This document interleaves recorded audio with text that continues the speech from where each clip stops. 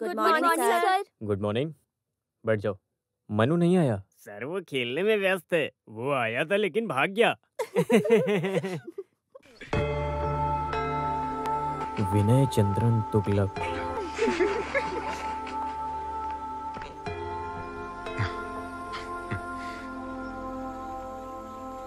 विनय चंद्रन मेरे लिए ही लिखा गया है, लेकिन ये तुगलक कौन है? पता है किसी को? किरण, तुम्हें पता है? नहीं सर, क्या पता, कुछ पता नहीं सर। तुम नहीं जानते हो क्या? एक बार अखबार में पढ़ा था सर। इतना ही काफी नहीं कि तुमने एक बार अखबार में पढ़ा। एक बार अखबार से कुछ नहीं पता चलता। बैठ जाओ।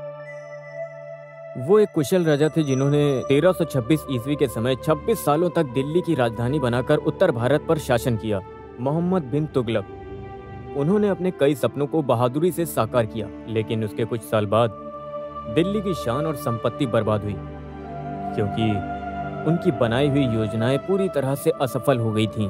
आज के दिन जिन लोगों की बनाई हुई योजनाएं असफल होती हैं, वहीं से लोगों का मजाक उड़ना शुरू होता है। तुम लोगों को भी दूसरों का मजाक उड़ाने का हक है, तो आज से इस नोटबुक में नोट करना शुरू करो। जाल फेंक रहे हैं ताकि हम चाहे वो कहानी हो, कविता हो या कुछ और। आज से ये नोटबुक यहीं रखा मिलेगा और अच्छे नोट्स के लिए इनाम मिलेगा, समझे? पढ़ाने के लिए जाल फेंक रहे हैं।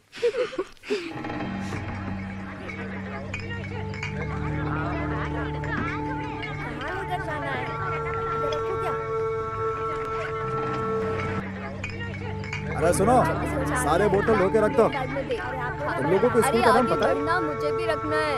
हाँ। सब मिलके क्या कर रहा है तुम? चल चल आगे बढ़। मैंने उसे देखा था उस दिन, बड़ा मजा आया था। अरे पुलिस वाले ने उस दिन रोका मुझे।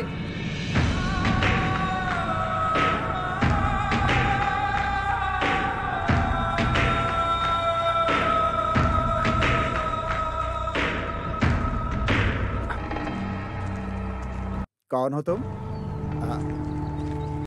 हमारे मास्टर। अच्छा, स्कूल मास्टर हमारे शराब के अड्डे पर क्यों? यहाँ रिटेल नहीं बेचते। मैं यहाँ शराब लेने नहीं आया।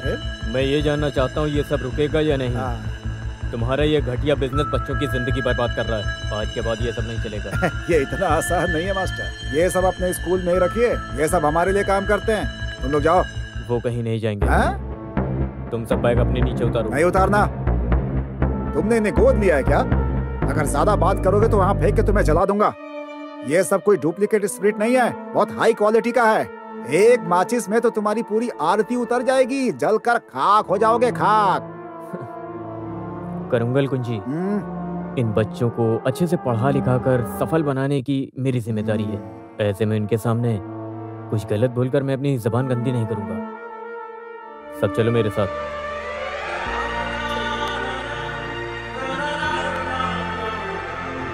नहीं जाने दे सकते। मुझे जाने दो।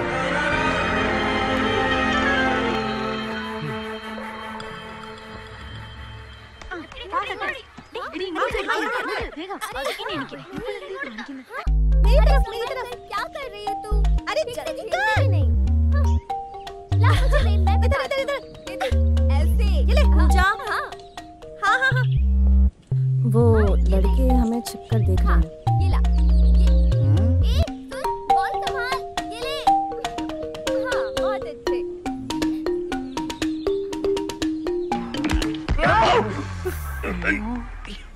ये बहुत बड़े नालायक हैं सर। बस स्टॉप हो चाहे प्लेग्राउंड हो, कहीं से भी छुपकर देखते रहते हैं।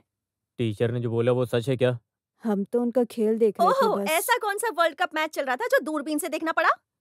ये लोग इंतजार में रहते हैं कि कोई लड़की गिरे और ये उसको देखें। अरे दोबारा मुझे सुनने को ना मिले। चलो अपनी क्लास में जाओ। सर इसे वहीं रहने दो। हाँ सही कहा। जाओ जाओ क्लास में जाओ जाओ जाओ। चलो। देखा आपने कितनी जल्दी माफ कर दिया।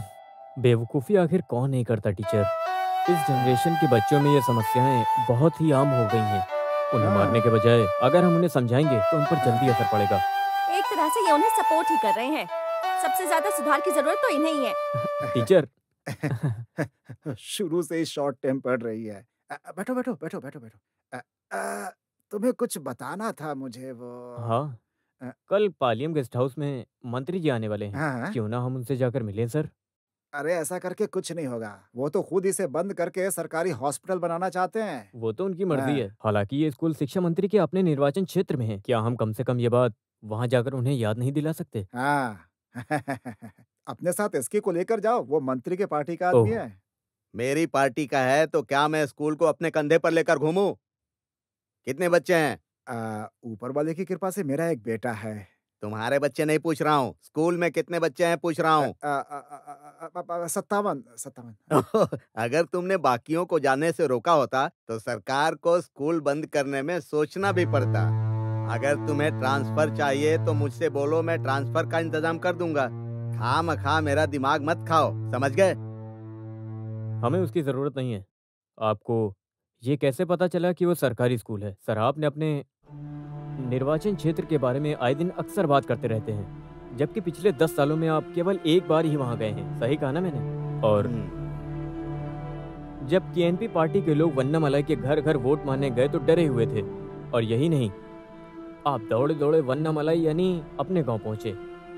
केएनपी की लाख कोशिशों के बाद भी गांव वालों ने आपको वोट दिया। आपकी इज्जत, मान सम्मान, आपकी पार्टी को जिताते आ रहे हैं। उन्होंने उस समय भी आपको धोखा नहीं दिया जब वहां चिकित्सा सुविधा, पानी, बिजली की कोई सुविधा नहीं थी। बहुत भोले लोग हैं वो।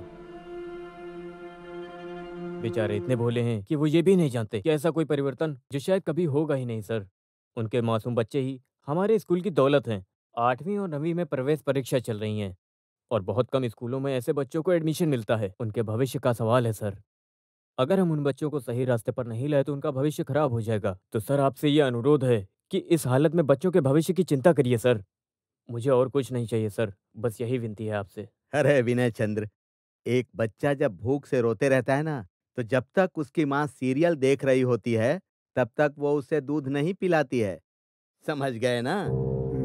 जब आप लोग मुझसे अपनी सुविधाओं के बारे में बात कर रहे हो तो मैं भी आपकी योग्यता के बारे में पूछता हूँ। क्या आप अभी चल रही परीक्षाओं में किसी छात्र को पास करवा सकते हो? बताओ मुझे। अच्छा सर। आपकी हरकतों की वजह से मुझे शर्मिंदा होना पड़ता है।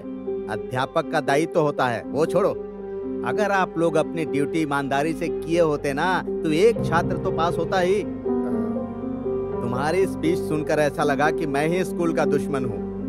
अच्छा रिजल्ट लाकर दिखाओ, फिर मैं स्कूल में सारी सुविधाएं दे दूंगा।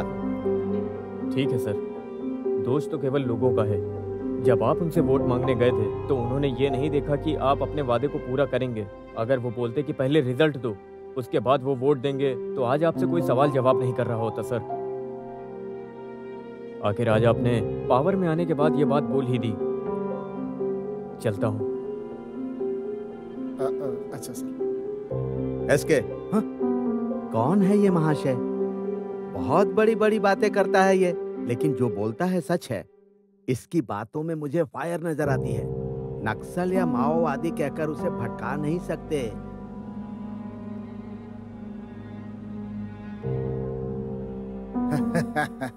अब तुम्हारा क्या विचार है? मैंने सोच लिया है, हमें अपने 12 SSLC बैच के छात्रों को A ग्रेड के तहत पास करना होगा। क्या आप मंत्री के बोले हुए शब्दों को अरे भूल गए? नहीं, उनके बोले हुए शब्द तो सुनहरे हैं, हम इतिहास में उतारेंगे उन्हें। हमें लिखना होगा सर। हमें वाकई में मंत्री के बोले हुए शब्द सुनहरे अक्षरों में लिखने होंगे। अरे ये असंभव काम है। मेरे हिसाब से तो ये सब बिल्कुल पागलपनी चल रहा है, कोई फायदा नहीं है। ठीक है ठीक है। ये लो चाय। हाँ, देखो, अगर तुम चाहते हो कि एक गुच्छे में 100 नारियल लगे तो ये समझ लो कि ये बिल्कुल असंभव बात है। हो ही नहीं सकता ऐसा। जो हो नहीं सकता उसके बारे में क्यों सोचे? सोचने से अच्छा है कि अपना काम करो और मस्त रहो। क्या पढ़ना? तुम भी बस बेवजह की चीजों को छोड़ दो। देखो, अपना विनय छात्रों को पढ़ाकर उन्हें परीक्षा पास करवा सकता